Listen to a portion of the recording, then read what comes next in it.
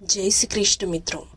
तो आजना आ YouTube video में आपणे जाणशुं रामनवमीनी कथा अने तेनी साथे संकळायेली एक नानकड़ी वार्ता।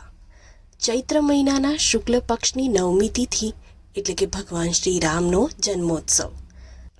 भगवान रामनो जन्म बपोरे 12 वाग्ये अयोध्या नगरी में राजा श्री दशरथना त्यां थयो हतो।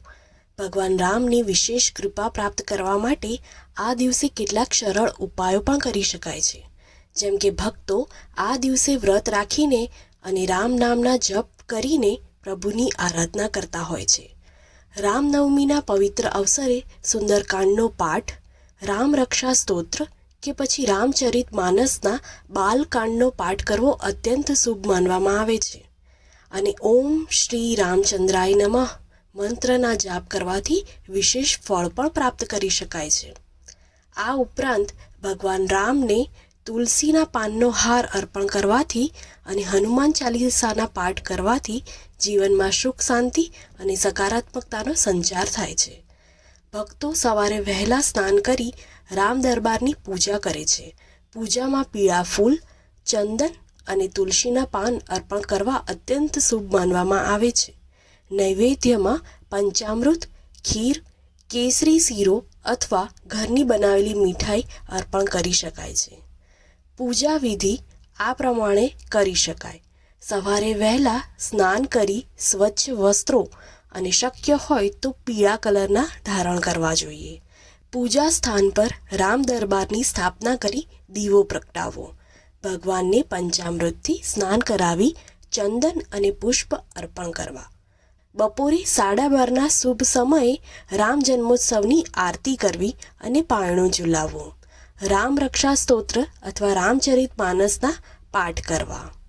તો મિત્રો, હું તમને હવે કહેવા જઈ રહી છું મહારાજ ગોસ્વામીની રામનવમીના દિવસ સાથે સંકળાયેલી નાનકડી વાર્તા। કાશીમાં શ્રી રામ જન્મોત્સવ આનંદથી ઉજવાઈ રહ્યો હતો। ગોસ્વામીજી મહારાજ તુલસી ચોરા પરના મંદિરમાં રામ જન્મની આરતી કરી સહજ શ્રમિત થયેલા હોવાથી બહાર ટહેલતા હતા।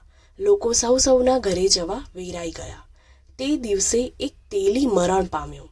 તેલીને નાતવાળા ઉચકીને સ્મશાન ઘાટ પર લઈ જઈ રહ્યા હતા। સાથે તેની સ્ત્રી પણ ચાલતી હતી। તેલીની સ્ત્રીએ ગોસ્વામી મહારાજને જોયા એટલે તેણે નમસ્કાર કર્યા। હંમેશના નિયમ પ્રમાણે ગોસ્વામી મહારાજે સંત સ્વભાવ પ્રમાણે અખંડ સૌભાગ્યવતી થા એમ હાથ ઊંચા કરીને કહ્યું, મહારાજ, મારા પતિ મરણ પામ્યા છે।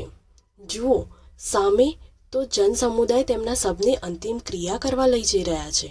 હું પણ તેમની પાછળ સતી થવા નીકળી છું।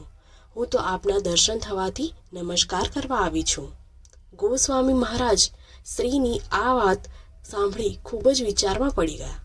ગોસ્વામીજીએ શબવાહિની સાથે તમામને પાછા બોલાવ્યા અને શબની ઉપરના વસ્ત્રને દૂર કરાવી પોતાના રામનવમીના વ્રતના પુણ્યનું દાન કર્યું।